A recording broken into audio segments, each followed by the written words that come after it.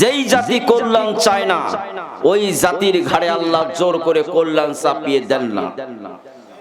এমনকি এই পৃথিবীর মানচিত্র থেকে বিশ্ব নবীকে বিদায় করার পর্যন্ত তারা প্ল্যান করলো। আল্লাহ রাব্বুল আলামিন অর্ডার দিয়ে বিশ্ব নবীকে মক্কা থেকে মদিনায় হিজরত করার অনুমতি দিলেন। সুবহানাল্লাহ বলেন। মদিনার লোকেরা দুটি হাত বাড়িয়ে দিয়ে বিশ্ব নবীকে গ্রহণ করলেন। সুবহানাল্লাহ। 2 বছর যেতে না যেতেই বিশ্ব নবী মদিনায় হিজরত করার পর বিশ্ব নবী মদিনার কিছু লোকের সাথে চুক্তিবদ্ধ হয়ে বিশ্ব নবী সাল্লাল্লাহু আলাইহি ওয়াসাল্লাম ছোট্ট একটি ইসলামী প্ল্যাটফর্ম তৈরি করলেন। কাফের বেঈমানদের এটা সহ্য হলো না। আবু জাহেল জরুরি সভার আহ্বান করলো, মন্ত্রী পরিষদ নিয়ে বসলো। আবু জাহেল বলল, আবু সুফিয়ান তুমি বলো, মুহাম্মদ তো এখান থেকে চলে গেছে, কিন্তু জানতে পারলাম তিনি সেখানে একটি ইসলামী স্টেট তৈরি করেছে। ওই ইসলামী স্টেটটা শুধু মক্কায় মদিনায় সীমাবদ্ধ থাকবে না, এমন একটা দিন আসবে হয়তোবা এই মক্কা নগরীর সিয়ার থেকে নেমে যাওয়ার সময় গামছা নেওয়ার পর্যন্ত আমরা সময় পাবো না। তাদের চিন্তা সঠিক, ঠিক নেবে ঠিক। ইসলাম কোন রাষ্ট্র, কোন গোত্র, কোন এলাকার কোনায় অবস্থান করার জন্য আসে নাই। ইসলাম এসেছে গোটা পৃথিবীকে শাসন করার জন্য।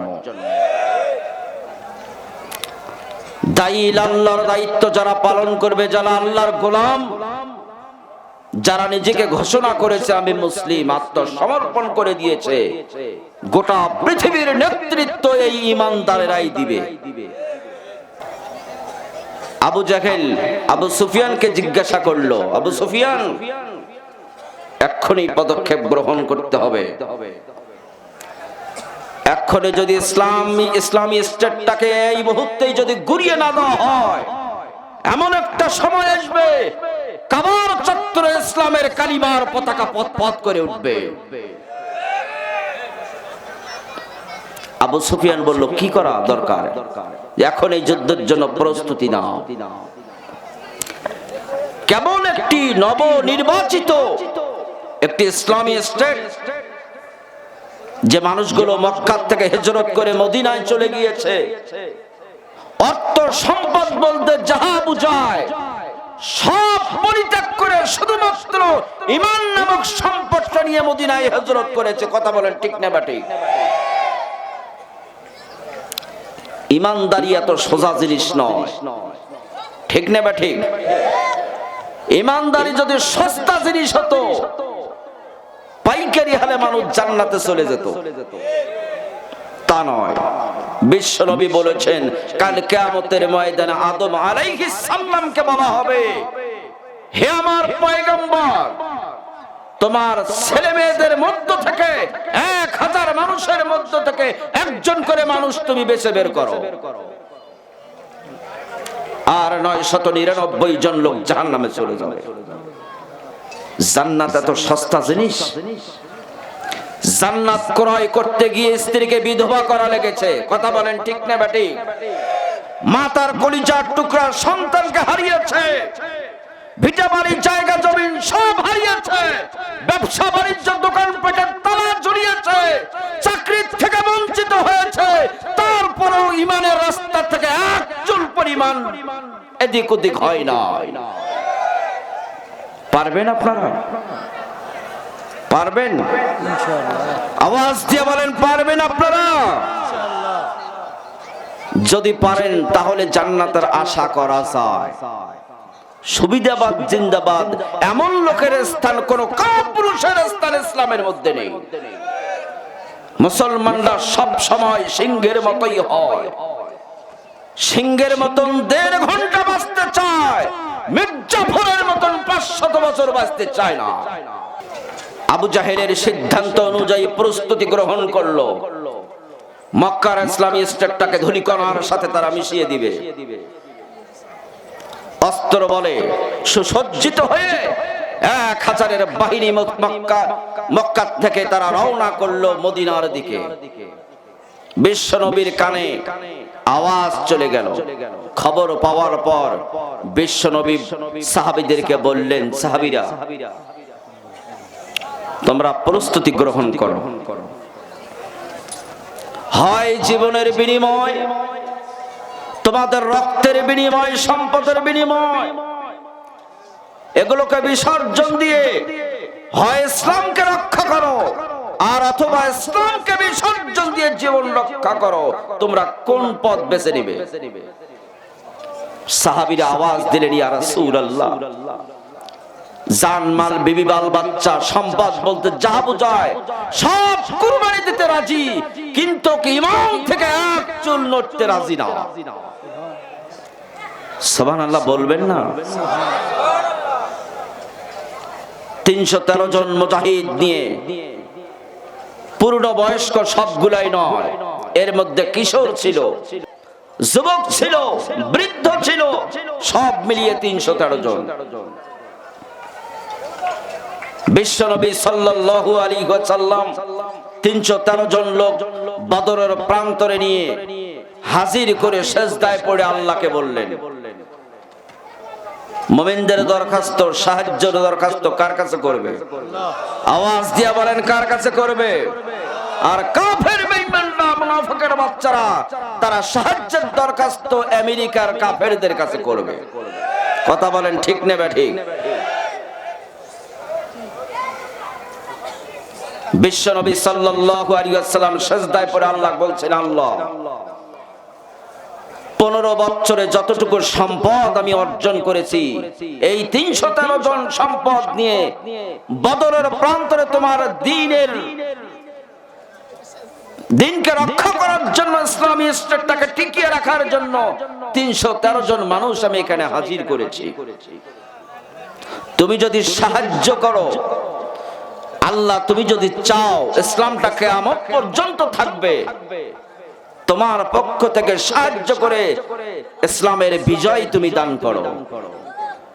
আর যদি তোমার পক্ষ থেকে সাহায্য না আসে, কিয়ামত পর্যন্ত আল্লাহ নাম নেওয়ার লোক এই পৃথিবীর জমিনে থাকবে না।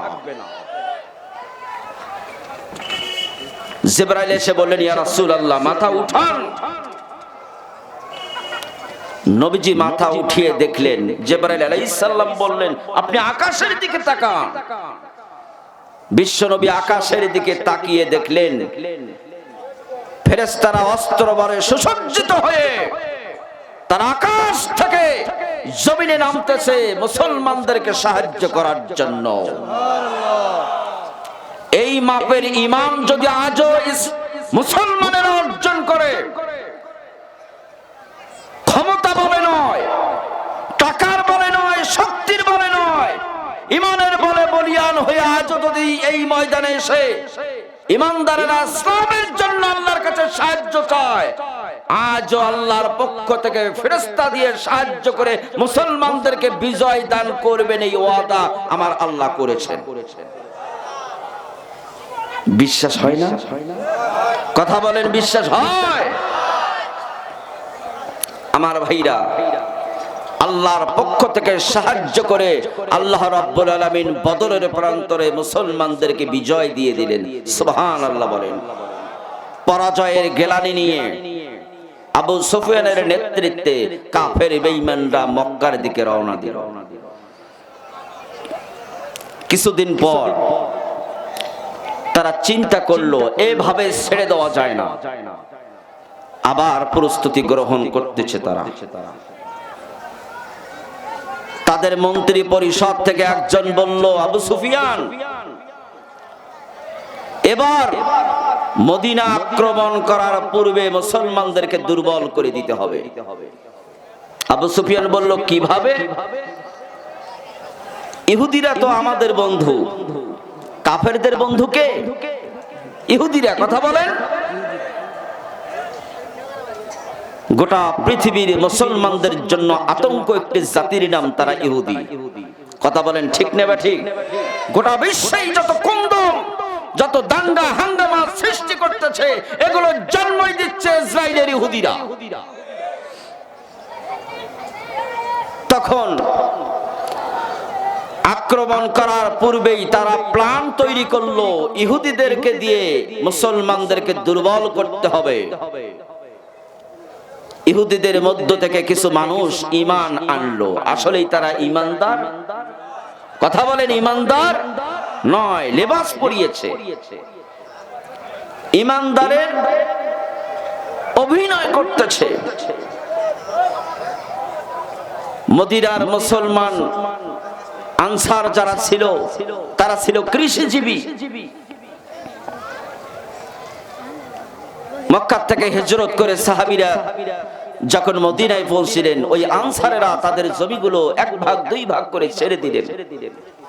অর্থনৈতিক অবস্থা একেবারেই দুর্বল। তারা এইটাকে কৌশল হিসেবে গ্রহণ করলেন, মুসলমানদেরকে টাকার অফার দেওয়া শুরু করে দিলেন। কিসের অফার? টাকা দিয়ে মুসলমানদেরকে দুর্বল করার জন্য তারা প্ল্যান করলেন। টাকার লেনদেন এখন আসলে নাই। কথা বলেন, কথা বলেন। মেয়ে দিয়ে দুর্বল শুরু করে দিল। কারণ অনেক পুরুষ আছে নারী পেলে আসক্ত হয়ে পড়ে। ঠিক না বা ঠিক? যুবকরা কথা বলো, ঠিক কি না? যার নারী পছন্দ, নারী লেলিয়ে দেওয়া হচ্ছে। নারীরা প্রেম নিবেদন করছে যুবকদেরকে। তার কারণ মুসলমানের চরিত্র নষ্ট হলে ঈমান আর মুসলমানের থাকে না। কথা বলেন, ঠিক না বা ঠিক? দুর্বল করার জন্য অর্থের অফার দিচ্ছে। কি বাবা বিশ্ব নবীর পেছনে থেকে হবে না তোমার বাড়ি, হবে না তোমার গাড়ি, সারাটি জীবন ইসলাম রক্ষার নামে জানমাল দিয়েই যাওয়া লাগবে। এমনকি তোমার স্ত্রী বিধবা হবে, তোমার পিতামাতা তোমাকে হারাবে, দুনিয়ার সুখ শান্তি কিছুই তোমার ভাগ্যে জুটবে না। অতএব ছেড়ে দাও, আমাদের কাছে আসো। টাকা চাও, টাকা দেই। ক্ষমতা চাও, ক্ষমতা দেই। নারী চাও, নারী দেই। অফার দেয়া শুরু করে দিল। বর্তমান সমাজে এই অফার আছে নে নাই? আওয়াজ দিয়ে বলেন, আছে নে নাই? দুর্বল পয়েন্টের কিছু ঈমানদার আছে, এরা টাকা পাইলে স্লোগান ঘুরি দিতে জানে। কথা বলেন, ঠিক না ঠিক? টাকার বিনিময়ে ঈমান বিক্রি করে খায়, এমন মানুষ আছে নে নাই?